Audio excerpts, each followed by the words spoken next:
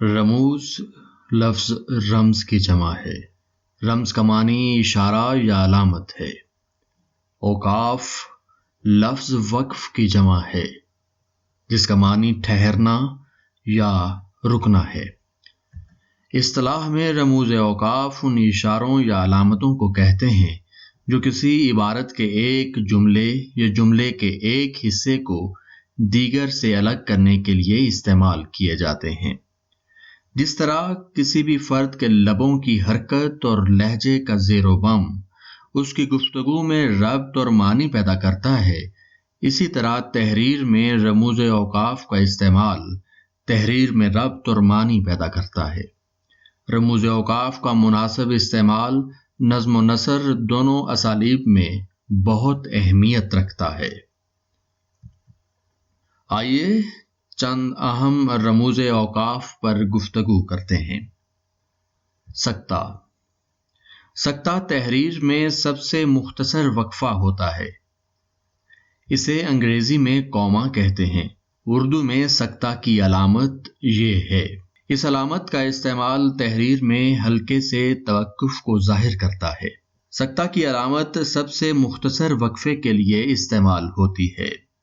ایسے اسماء یا ضمائر کے درمیان میں سکتہ کا استعمال کیا جاتا ہے جو ایک دوسرے کے متبادل کے طور پر استعمال ہوں، جیسے جہانگیر ابن اکبر شہنشاہ ہندوستان تشریف لا رہے ہیں۔ یہاں جہانگیر ابن اکبر اور شہنشاہ ہندوستان ایک ہی شخص کے لیے بولے گئے متبادل القاب ہیں، اس لیے ان کے درمیان سکتہ کی علامت آئے گی۔ سکتہ ایک جملے کے ان تین یا تین سے زائد لفظوں کے درمیان استعمال کیا جاتا ہے جو ساتھ ساتھ استعمال کیے گئے ہوں اور آخری دو لفظوں کے درمیان حرف عطف آئے۔ مثال کے طور پر کراچی، کوئٹہ، پشاور اور لاہور پاکستان کے شہر ہیں۔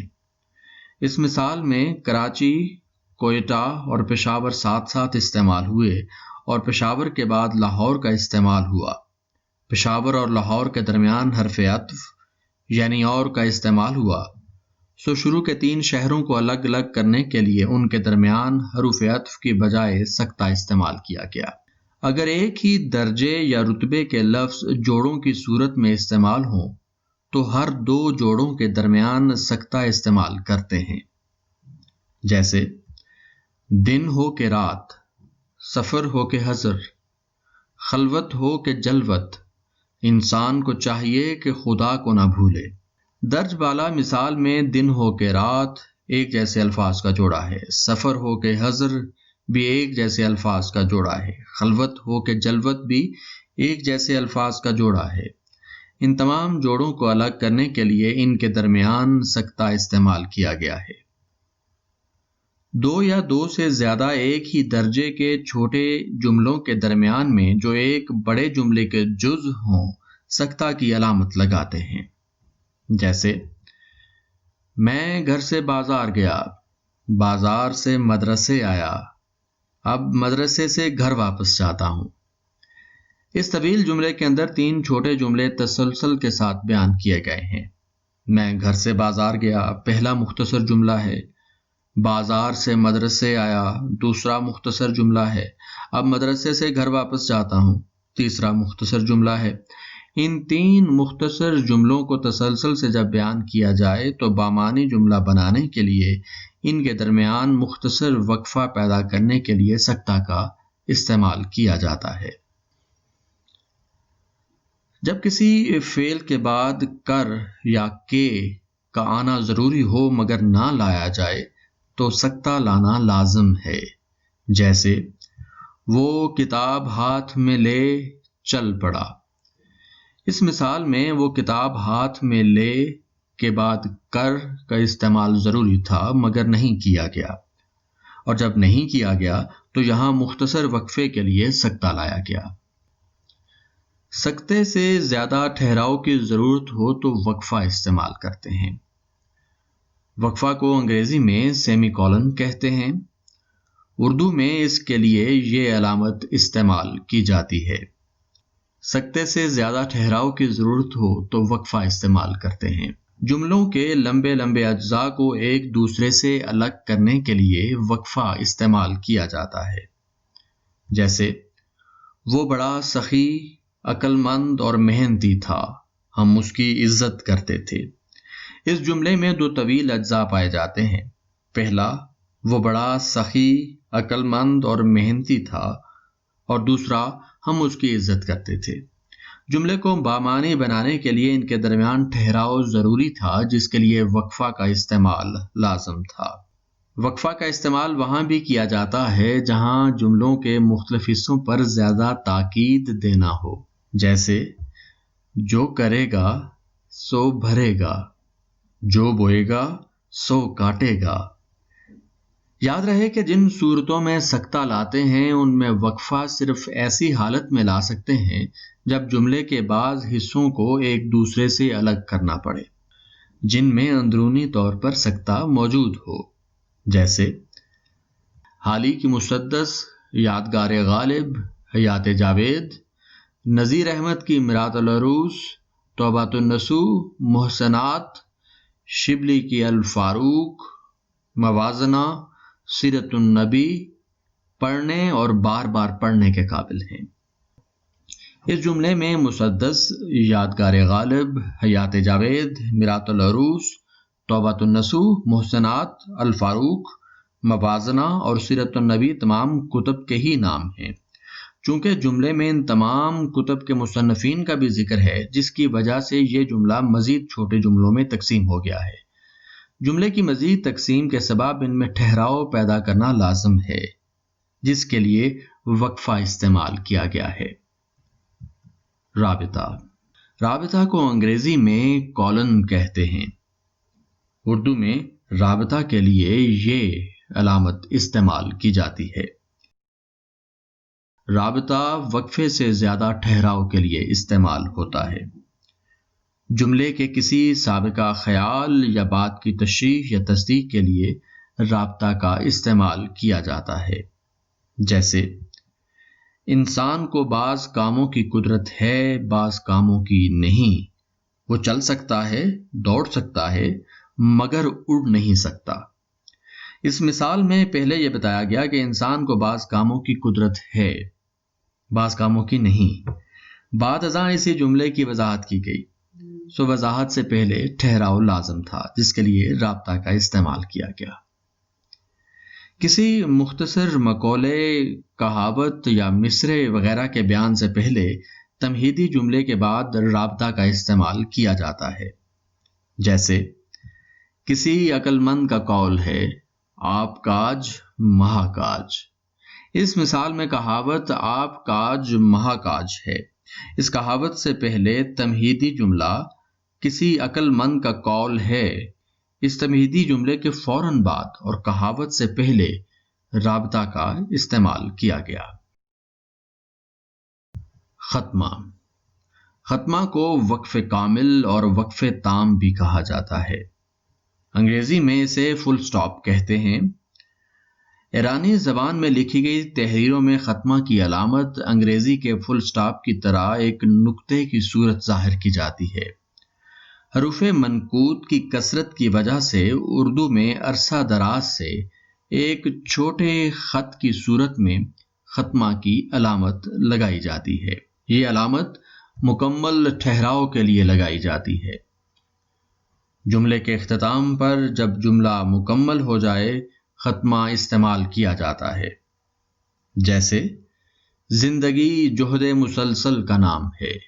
جملہ ختم ہوا تو آخر میں ختمہ لگا دیا گیا۔ مخففات کے بعد ختمہ استعمال ہوتا ہے، جیسے BA بیچلر آف آرٹس کا مخفف ہے، PCB پاکستان کرکٹ بورڈ کا مخفف ہے، اور PIA Pakistan international air lines کا مخفف ہے۔ سوالیہ۔ اس علامت کو استفہامیہ اور علامت استدلال بھی کہا جاتا ہے۔ انگریزی میں اس علامت کو نوٹ آف انٹروگیشن کہتے ہیں۔ سوالیہ کے لیے یہ علامت استعمال کی جاتی ہے۔ یہ علامت بھی جملے میں مکمل وقفے کو ظاہر کرتی ہے۔ یہ علامت سوالیہ جملے کے آخر میں لگائی جاتی ہے، جیسے آپ کا تعلق کس شہر سے ہے؟ یہ ایک استفہامیہ جملہ ہے، سوال پوچھا جا رہا ہے، اس لیے اس جملے کے مکمل اختتام کے بعد سوالیہ لگا دیا گیا۔ آپ کی طبیعت کیسی ہے؟ یہ جملہ بھی استفہامیہ ہے، اس لیے اس کے آخر میں بھی استفہامیہ کی علامت لگا دی گئی۔ ندائیہ یا فجائیہ۔ ندائیہ یا فجائیہ کو انگریزی میں نوٹ آف ایکسکلیمیشن کہتے ہیں۔ اردو میں اس کے لیے یہ علامت استعمال کی جاتی ہے۔ یہ علامت اردو میں دو مختلف صورتوں میں استعمال ہوتی ہے۔ یہ علامت ان الفاظ یا جملوں کے بعد استعمال ہوتی ہے جن میں کسی جذبے یا دلی کیفیت کا اظہار ہو۔ ایسی صورت میں یہ علامت فجائیہ کہلاتی ہے، جیسے افسوس تو نے اپنا وقت برباد کر لیا۔ اس جملے میں افسوس کا استعمال ایک دلی کیفیت کا اظہار ہے، سو اس کے بعد استعمال ہونے والی علامت فجائیہ ہے۔ دوسری مثال بھی دیکھیے، آہا موسم بہت دلکش ہو گیا ہے۔ اس مثال میں آہا کا استعمال خوشی کے اظہار کے لیے ہے۔ اس دلی کیفیت کے اظہار کے بعد بھی فجائیہ کی علامت استعمال کی گئی۔ منادا یعنی کوئی مخاطب کے جسے پکارا جائے کے ساتھ بھی اس علامت کا استعمال کیا جاتا ہے۔ ایسی صورت میں اس علامت کو ندائیہ کہتے ہیں۔ مثال دیکھیں، کبھی اے نوجوان مسلم تدبر بھی کیا تو نے۔ اس مثال میں نوجوان مسلم کو پکارا گیا ہے۔ ایسی صورت میں نوجوان مسلم کے بعد اس علامت کا استعمال ندائیہ کہلائے گا۔ واوین۔ واوین کو انگریزی میں انورٹڈ کاماس کہتے ہیں۔ واوین کے لیے اردو میں یہ علامات استعمال کی جاتی ہیں۔ کسی اقتباس یا کسی قول کے آغاز اور اختتام پر واوین لگائے جاتے ہیں، جیسے سچ ہے، لالچ بری بلا ہے۔ کسی لفظ یا مجموعہ الفاظ کو ایک خاص معنی میں یا کسی خاص انداز میں استعمال کیا گیا ہو اور قاری کی توجہ اس طرف دلانا مقصد ہو، تب بھی واوین کا استعمال کیا جاتا ہے، جیسے استاد وہ چراغ ہے جو خود تو جلتا ہے مگر شاگردوں کو علم کی روشنی بانٹتا ہے۔ یہاں لفظ چراغ ایک خاص معنی میں استعمال کیا گیا ہے، اس لیے اس کے اطراف میں واوین کا استعمال کیا گیا ہے۔ تفصیلیہ۔ انگریزی زبان میں تفصیلیہ کے لیے کولن اینڈ ڈیش بولا جاتا ہے۔ تفصیلیہ کے لیے یہ علامت استعمال کی جاتی ہے۔ کوئی بڑا اقتباس پیش کرتے ہوئے تفصیلیہ کا استعمال کیا جاتا ہے، جیسے قائد اعظم محمد علی جناح نے نوجوانوں سے خطاب کرتے ہوئے ارشاد فرمایا۔ اس کے بعد ان کا مکمل خطاب جب آئے گا تو اس سے پہلے جیسے ہی یہ تمہیدی جملہ ختم ہوگا، ارشاد فرمایا کہ فوراً بعد تفصیلیہ لگا دیا جائے گا۔ کوئی فہرست پیش کرتے ہوئے بھی تفصیلیہ کا استعمال کیا جاتا ہے، جیسے ملزم کی تلاشی کے دوران درج ذیل سامان برآمد ہوا۔ سامان کی فہرست لانے سے پہلے جو تمہیدی جملہ ہے اس کے اختتام پر تفصیلیہ لگا دیا گیا۔ کوسین۔ کوسین کو انگریزی میں بریکٹس کہتے ہیں۔ کوسین کی علامات یہ ہیں۔ کوسین یا خطوط وحدانی میں عبارت کے ایسے حصے لکھے جاتے ہیں جو جملہ معترضہ کے طور پر آتے ہیں۔ جملہ معترضہ ایسے جملے کو کہتے ہیں جو عبارت میں آ جائے لیکن اصل عبارت سے اس کا تعلق نہ ہو، بلکہ حوالے کے طور پر اس کا ذکر آئے۔ عام طور پر یہ علامت مکالموں اور ڈراموں میں استعمال کی جاتی ہے۔ کوسین کی مثالیں دیکھیے۔ احمد علی صاحب جو ایک ماہر طبیب ہیں تشریف لے آئے ہیں۔ اس مثال میں کوسین میں لکھی گئی عبارت جو ایک ماہر طبیب ہیں کے بغیر بھی جملہ مکمل ہوتا ہے، یوں اس وضاحت کا تعلق ظاہری طور پر جملے سے نہیں دکھائی دے رہا۔ قوسین میں دی گئی معلومات احمد علی صاحب کے حوالے سے اضافی معلومات ہیں، اس لیے یہ جملہ معترضہ کہلائیں گی۔ یوں جملہ معترضہ کے اطراف میں قوسین کی علامتیں لگا دی گئیں۔ مزید وضاحت کے لیے ایک اور مثال دیکھیے۔ محمد حسن صاحب جو صدارتی انعام یافتہ ہیں، اس ادارے کے سربراہ ہیں۔ اس جملے میں بھی قوسین میں درج عبارت محمد حسن صاحب کے بارے میں اضافی معلومات پر مبنی ہے، اور یہ جملہ معترضہ ہے، اس لیے اسے بھی قوسین میں درج کیا گیا ہے۔ خط کو انگریزی میں ڈیش کہتے ہیں، اس کے لیے یہ علامت استعمال کی جاتی ہے۔ خط کامل وقفہ سے کچھ بڑا ہوتا ہے۔ خط کا استعمال جملہ معترضہ کے اول و آخر میں کیا جاتا ہے، جیسا کہ اگر انور محنت کر لیتا، ہماری ایسی قسمت کہاں، یہ گھر بھی اچھے دن دیکھ لیتا۔ اس جملے میں ہماری ایسی قسمت کہاں جملہ معترضہ ہے، یوں اس کے اطراف میں خط کی علامت استعمال کی گئی ہے۔ جملے میں کسی سابقہ لفظ کی تشریح اور وضاحت کے لیے خط کا استعمال کیا جاتا ہے، جیسا کہ سارا مکان، میز، کرسیاں، چھت، کپڑے جل کر راکھ ہو گیا۔ اس جملے میں سارا مکان کے بعد اس کی تفصیلات دی گئیں اور تفصیلات کے اطراف میں خط کی علامت لگا دی گئی۔